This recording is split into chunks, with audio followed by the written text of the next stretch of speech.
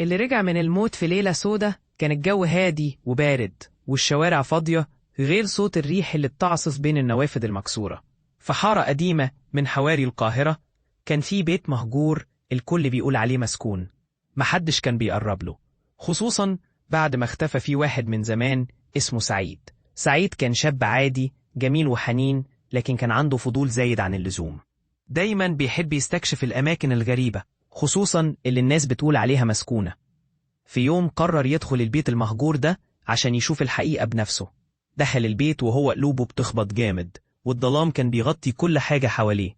كان سامع خطواته بتتردد في الصمت، والبرد كان بيقرص جلده. قال لنفسه مفيش حاجة هنا، كله كلام فاضي. لكنه حس بحاجة غريبة بتلمس كتفه فجأة. التفت بسرعة، ما كانش في حد. بدأ يمشي أكتر وجوه البيت لقى باب قديم مقفول بالسلاسل. حاول يفتحه بس معرفش، وفضل يحاول لحد ما حس بيد باردة مسكته من ظهره. صرخ سعيد بأعلى صوته، لكنه ما قدرش يتحرك. الراجل اللي ماسكه كان شكله عجيب، عيونه سودا مش من الدنيا دي، وابتسامته كانت كأنها بتاكل الروح. قال له بصوت خشن: رجعت تاني يا سعيد، ما ينفعش تمشي. من هنا سعيد حاول يهرب، لكن قدامه ظهرت ظلال وشياطين، الواحد ورا التاني، وصوتهم بيهمس في ودنه: انت مش هتخرج من هنا.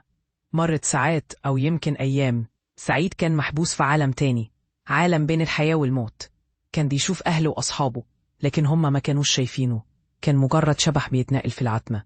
وفي يوم فجأة حس بنشوة كبيرة وروح رجعت لجسده. فتح عينيه لقى نفسه في المستشفى. دكتور بيقول له: انت كنت ميت لمدة أسبوع، بس رجعت للحياة بفضل معجزة. رجع البيت بس ما كانش زي زمان. العينين السود اللي شافها في البيت المهجور والابتسامة اللي أكلت روحه ما طلعتش من دماغه خالص. اللي رجع من الموت مش دايما بيرجع زي ما كان، ساعات بيرجع بحكاية مملوءة بأشباح وأسرار محدش يقدر يفهمها. ومن ساعتها كل ما يجي الليل الناس بتسمع صوت سعيد بيناديهم من البيت المهجور: ما تقربوش، الموت هنا لسه عايش. القصة دي تقدر تتحول لفويس أوفر طويل بسهولة، لأنها مليانة تفاصيل وأجواء مرعبة تعطي مساحة التعبير الصوتية عن الخوف والرهبة. وتقدر تضيف مؤثرات صوتية زي الريح، خطوات، وصوت همسات لتجفيف الجو.